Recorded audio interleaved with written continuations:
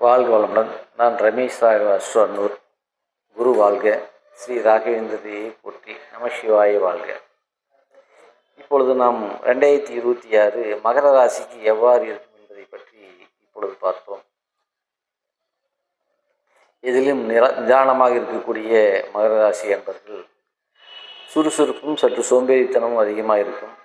அவங்களை பொறுத்த வரைக்கும் பேச்சு குறைவாகவும் செயல் அதிகமாக இருக்கக்கூடிய அம்சத்தை பார்ப்போம். இப்போ இந்த 2026 எங்களுக்கு எவ்வாறு இருக்குன்னு பொறுத்த வரைக்கும் பார்த்தோம்னா, எங்களுக்கு ராசிக்கு ஆறில் குரு பகவான் சஞ்சரிக்கிறாரு ஜூன் மாதம் வரைக்கும். அதுக்கடுத்து ராசிக்கு 7ஆம் இடத்துக்கு குரு பகவான் வருவார். இந்த மகர ராசி என்பவர்களை பொறுத்த வரைக்கும் இந்த குரு திசை எவ்வாறு இருக்குன்னு பொறுத்த வரைக்கும் பார்த்தோம்னா, எங்களுடைய 20 வயசுலேருந்து 50 வயசு வரைக்கும் இருக்கக்கூடிய அன்பர்கள் மற்றும் இல்லத்தரசிகளுக்கு எவ்வாறு இருக்கும் அப்படிங்கிறத பொறுத்த வரைக்கும் பார்த்தோம்னா, எங்களுக்கு இப்போ வேலைவாய்ப்பு வகையில் கொஞ்சம் விரக்தித்தன்மையை தான் கொடுக்கும். என்னதான் நம்ம நல்ல வேலையை பார்த்துருந்தாலும் எனக்கு இது போதுமான சம்பளம் இல்லை, அல்லது வேலை பிடிக்கல, இல்லை வேலை அதிகமாக கொடுக்குறாங்க, இல்லை இருக்கிற வேலையில் நான் எவ்வளோ நாள் இருப்பேங்கிற எனக்கு ஒரு பயம் இருக்குது அப்படின்னு நினைப்பாங்க.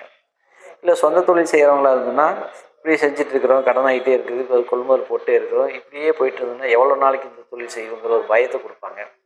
இது மாதிரியான பயம் வராமல் இருக்கிறதுக்கு காலபைரவருடைய வழிபாடு வியாழக்கிழமை அன்னைக்கு பார்த்து பண்ணிக்கிட்டீங்கன்னா இது மாதிரியான பயம் கொஞ்சம் இல்லாமல் கொஞ்சம் பார்த்துக்குவாங்க. அதுக்கடுத்து வீடு சம்பந்தமான கவலைகள் கொடுப்பாங்க. ஒரு சில பேருக்கு வீடு டேமேஜாக இருக்குது, அதை எப்போ நம்ம ரெடி பண்ணுறோம்னு தெரியல, ரொம்ப நாளாக நான் வீடு கட்டலான்ட்டு இருக்கிறேன், வீடு அமையவே மாட்டேங்குது அப்படிங்கிற மாதிரியான கவலைகள் கொடுப்பாங்க. சகோதர சகோதரிகள் இருக்கிறாங்கன்னா, தாய் தந்தையர் இருக்கிறாங்கன்னா, அவங்க ஏதோ ஒரு வகையில் உங்களை உதாசனப்படுத்துகிறாங்க, ஒதுக்குறாங்க, மனைவி மக்கள் ஒதுக்குறாங்க, இப்படிங்கிற மாதிரியான ஒரு கவலையை தான் இந்த 2026 உங்களுக்கு கொடுக்கும். இதுக்கு வழிபாடு முறையை பார்த்திங்கன்னா, முருகன் வழிபாடு செஞ்சுட்டிங்கன்னா இந்த கவலையிலேருந்து கொஞ்சம் விடுபடக்கூடிய ஒரு தன்மையை உங்களுக்கு கொடுப்பாங்க. அதுக்கடுத்தது இந்த வருஷம் புதுசாக எதையும் செய்யாமல் ஏற்கனவே இருக்கக்கூடிய பழைய விஷயங்களை அப்படியே பார்த்துக்குங்க. புதுசாக முயற்சிகள் செய்கிறீங்க பண்ணுறீங்கன்னா இந்த வருஷம் சிறப்பாக இருக்காது. ஆனால் உங்களுடைய ஜாதக ரீதியாக நல்லா இருக்குதுன்னா இந்த கோச்சார ரீதியாக இருக்கக்கூடிய பலன்கள் பெரிய பாதிப்பை கொடுக்காது.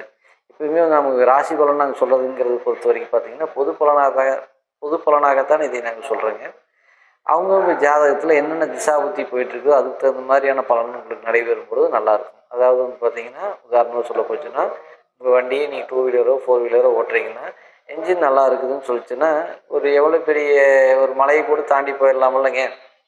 அதே சமயத்தில் என்ஜின் சரியில்லைன்னு சொல்லிச்சுன்னா என்ன ஆகுனா, பாதி வரைக்கும் போய் ஃபஸ்ட் ரவுண்ட்லேயே பார்த்தோன்னா முதல் சுற்றுலேயே வண்டி பிரேக் டவுன் ஆகிடுச்சுன்னு சொல்லுவாங்க, இல்லை பாதி போய் பிரேக் டவுன் ஆகிடுச்சுன்னு சொல்கிறாங்க. அதுக்கு தகுந்த மாதிரி நிதானமாக போகணுங்கிறதுனால இந்த வருஷம் உங்களுக்கு நிதானமாகத்தான் போகணும். இடையில் நிற்கிற மாதிரியான அம்சம் இருக்கிறதுனால பேச்சில் நிதானம் தேவை, கடன் வாங்கும் நிதானம் தேவை, உடல் ஆரோக்கியத்தில் நிதானம் தேவை, எல்லா வகையிலும் நிதானம் தேவை. அடுத்த வருஷம் பார்த்துக்கலாம் எதாக இருந்தாலும் அப்படிங்கிறது இந்த வருஷம் உங்களுக்கு கொஞ்சம் கவனமாக பார்த்து கொண்டு போய்க்கிறது நல்லது. மாணவ மணிகளை பொறுத்த வரைக்கும் பார்த்திங்கன்னா, அதிக சோம்பேறித்தனமாக இருக்கக்கூடிய விஷயத்தை கொடுப்பாங்க. அதனால் லட்சியங்களை வச்சுக்கோங்க.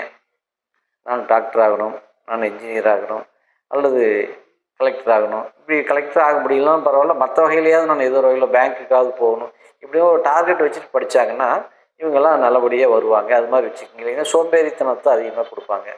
இது விளையாட்டுத்துறையில் கொஞ்சம் ஆர்வத்தை கொடுப்பாங்க. அதுலேயும் பார்த்தோன்னா பாதி வரைக்கும் போகிறோம், அதுக்கப்புறம் நான் போகிறதில்ல செய்கிறதில்லன்னு பண்ணுவாங்க. அல்லது ஆர்ப்பாட்டம் பண்ணி கண்ணீர் வடித்து சில காரியத்தை சாதிக்கக்கூடிய ஒரு தன்மையை கொடுப்பாங்க மாணவ மணிகளுக்கு. அதனால் பெற்றோர்களுக்கு இதில் கொஞ்சம் கவனமாக இருக்கிறது பொதுவாகவே நல்லது.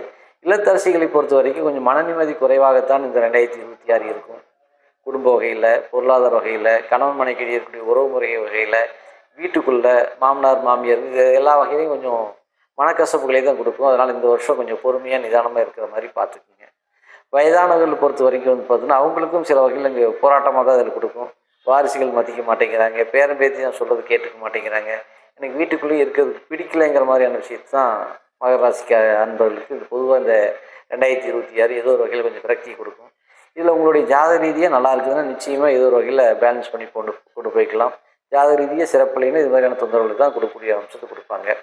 இதில் பார்த்தீங்கன்னா, நீங்கள் வழிபாடு முறைகள் சிவ வழிபாடு பண்ணுறது ரொம்பவே நல்லாயிருக்கும் என்று கூறி வணக்கத்தை தெரிவித்துக் கொள்கிறேன். வாழ்க வளமுடன்.